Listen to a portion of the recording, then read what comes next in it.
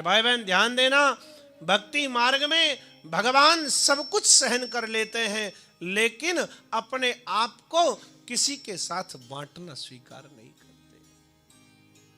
वो कहता है यदि तुमने केवल मुझे अपना माना है तो केवल मेरे बन करके रहो, फिर किसी दूसरे को भी तुम जा करके कह दोगे कि तू मेरा है, तो मेरे गोविंद को वो बात सहन नहीं होती। हमारे भक्ति मार्ग में एक बड़ी सुंदर वार्ता आती है। श्री गोसाई जी की एक सेविका थी, वृद्धा माई। उनके पास में घर में भगवान बालकृष्ण लाल की सेवा थी। नित्य प्रति बड़े भाव से बालकृष्ण लाल की सेवा करती। घर में परिवार में कोई नहीं है, अकेली मैया है, खूब वृद्ध शरीर हो चुका है। ठाकुर जी के प्रति इतना अनुराग, प्राण वल्लभ श्री बालकृष्ण लाल के प्रति इतना अनुराग कि अब ठाकुर जी इतने अनुराग से प्रसन्न हो गए इस मैया के कि इसके घर के काम भी ठाकुर जी स्वयं करने लगे। सब्जी ले आते बाजार से जाकर, ठाकुर जी प्रकट होकर के लीला करते उसके साथ में, बाजार का उसका काम कराते, आटा ले आते, दाल चावल ले आते, घर में उसका काम बता देते। मैया कहती लाला देख ये डिब्बा बहुत ऊंचा रखो है, मुंह पे बार बार उठो बैठो नहीं जावे, या डिब्बा को उतार के दे दे। ठाकुर जी उस काम को भी कर देते। नित्य प्रति ऐसी लीला आनंद से चल रही थी।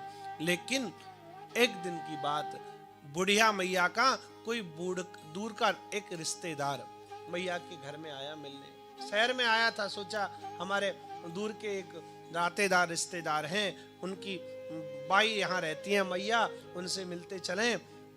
आए घर में, मैया ने बड़े सादर प्रेम से उसको बिठाया, आओ भगत की, और कहने लगे भैया तुमने तो हमको बिल्कुल भुला दिया, अब कभी हमसे मिलने भी नहीं आते, जबकि तुमको पता है तुम्हारे अलावा हमारा संसार में अब कोई नहीं। एक व्यवहार में जैसे हम बातें कह देते हैं, वैसे आज मैया ने भी उससे ये बात कह दी।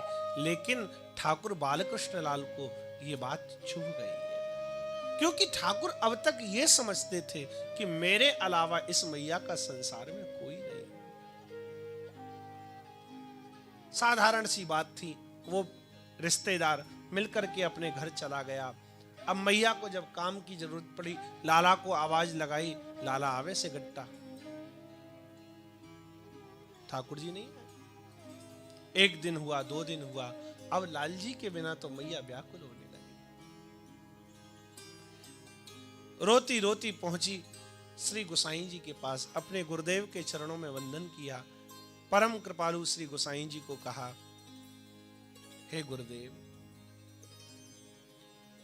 मेरे को समझ में नहीं आता मेरी सेवा में कौन सी भूल रह गई, कौन सी कमी रह गई मेरी सेवा में मुझसे, जो मेरे लाल जी मुझसे रूठ गए।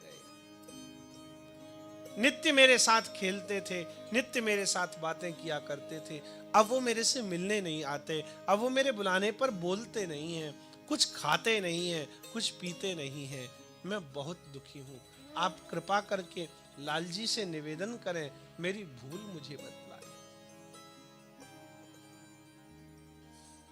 श्री गोसाई जी ने श्री ठाकुर श्री गोवर्धन नाथ जी से पूछा, कहा, हे लाल जी, क्या बात है गई, ऐसो कहा अपराध बन गयो या मैया सो, जो तुमने ऐसो बात कर वो भी छोड़ दिया।